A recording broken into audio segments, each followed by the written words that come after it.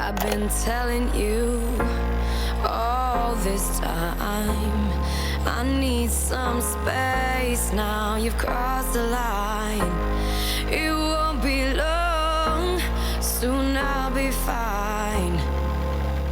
Oh, at least I can say that I tried. Teenage suicide, it's a leading cause of death among our children, and today we're opening up the channels of communications.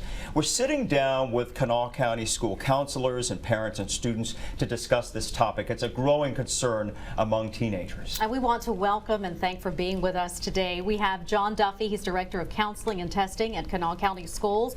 We have Barb Ames, she is a parent and a teacher. We have GW High School sophomore with us, Callan King, and also from GW, Lisa Johnson. She is one of the high school counselors there. And we thank you so much for being with us today to discuss what can be a very hard and difficult topic for many. We want to start with a snapshot of Netflix's wildly popular series. It's called 13 Reasons Why. We also want to discuss and delve into why everyone is still talking about this, actually 2 months after the show's release.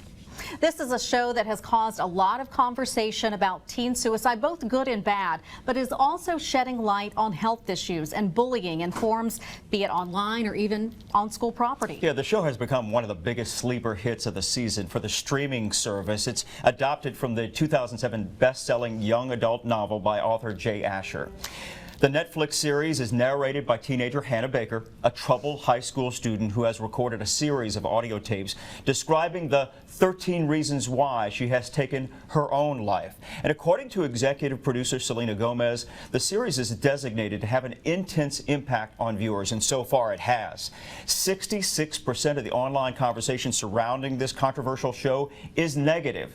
It's also been the most tweeted about show so far this year. What are administrators, educators, counselors all across West Virginia really doing in response of this show, and are parents actually being given tools or being making suggestions on how to help their kids? Let's start with you, John. In 2015 in West Virginia, we passed Jamie's Law, which required every secondary student in the state of West Virginia by September 1st to receive information about suicide prevention and to have the opportunity to have conversations within the school with educators. And recently with the new Netflix series, that certainly has created a lot of conversations in our schools. And recently we have revisited those suicide prevention protocols with our school counselors, with our principals, and we've taken the opportunity to be proactive and to remind students about where they can go for help if they need it. So Barb, how do you start these conversations with kids? I mean, you should, as a parent, have those ongoing conversations anyway, but for something as intense as this show, where do you begin? What's your take on this? How do you view the way it was portrayed there? And my son, who's in 8th grade, also spoke up and said that he had watched it, and I didn't realize that he had.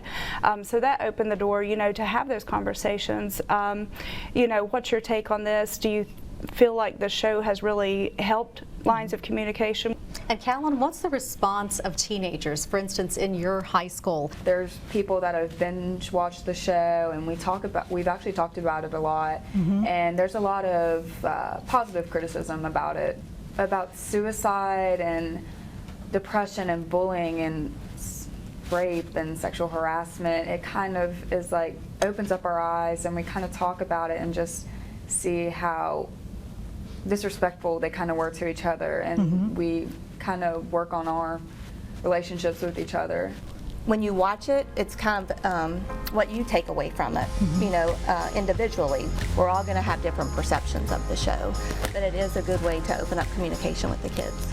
Well, stay with us. We have much more to come. Coming up, Their World, how the high school environment could actually factor into the suicide equation.